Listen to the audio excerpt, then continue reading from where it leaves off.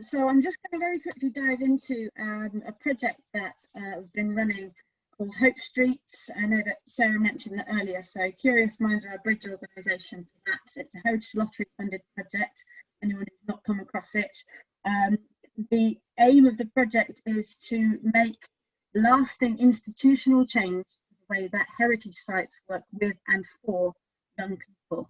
So it's a 5-year project, it's a mammoth task, and it's going to be going on into the next couple of years as well. So we're bang in the middle of it at the moment.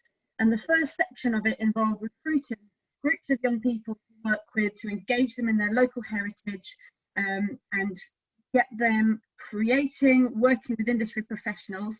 And the aim for June just gone was to create a festival at 2 of our heritage sites. We were aiming to do it at Clitheroe Castle and Gawthorpe Hall in Padiham, and no surprises, they got cancelled. And so they were casting around for new ways to try and bring across their message, interpret their sense of local heritage, of place, in a kind of digital format, reluctant as they were to let go of their original festival plans. So the group came together, and we were really keen that the way they approached this was to be in a meaningful, purposeful way, and that we weren't just making a kind of tokenistic gesture to working digitally and working online with these young people. And at the end of the day, it's a youth-led project, so we had to hand it over to them and what they wanted to do, and we were offered an opportunity to create a film for the archives in Preston. So the gang were up for it, and so they set about it. We got loads of different industry professionals involved. We had some film producers who came to mentor our young people in creating this film.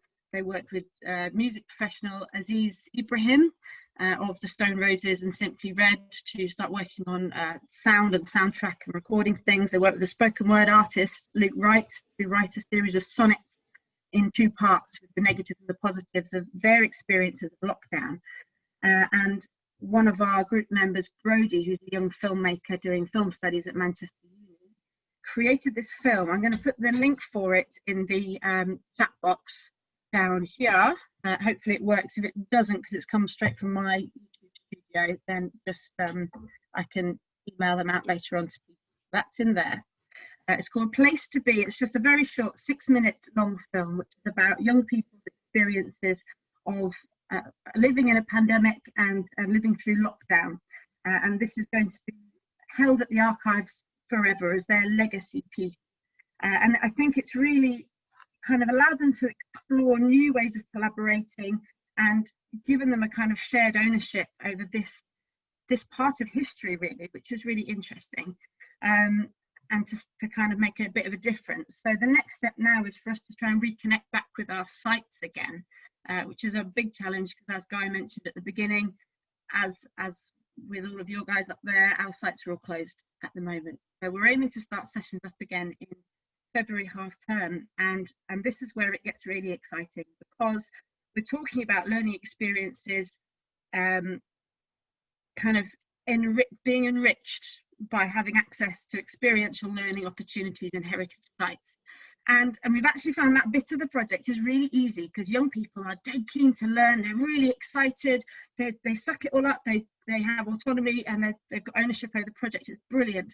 But actually the really challenging aspect is not about learning experiences for young people, it's about learning experiences for the adults, the facilitators, the managers, the staff members in the heritage sites. And as our head of service said, she's done lots of projects in libraries, as we do all this work to get young people into libraries, only to watch our staff chase them back out again. And I think that's going to be our next challenge, is going to be changing those preconceptions that adults have about teenagers and young people. And so we're going to be doing a lot of partnership work. We're going to be using the film as their advocacy piece to show our museum managers and the staff how amazing and productive and imaginative young people can be. And the step now is to really get young people, give them that foothold, give them that platform to start making changes across all of our sites. and so they can really start to have that ownership over our sites, over their heritage, and to start to really get stuck in, because they're our workforce of the future. So we are, my plug now, I am looking now to be recruiting more young people across the county to start working in some of our sites with our museum managers. We're setting up some youth panels, youth forums. So first off, any help or advice that anybody would like to offer, any shared experiences you'd like to chat over with me would be appreciated. Any partnership work that you'd like to discuss, please do. We would love to see you. We're really exciting, keen, lovely bunch of people. So come and say hello, ping me an email, watch the film, and it'd be great to see you.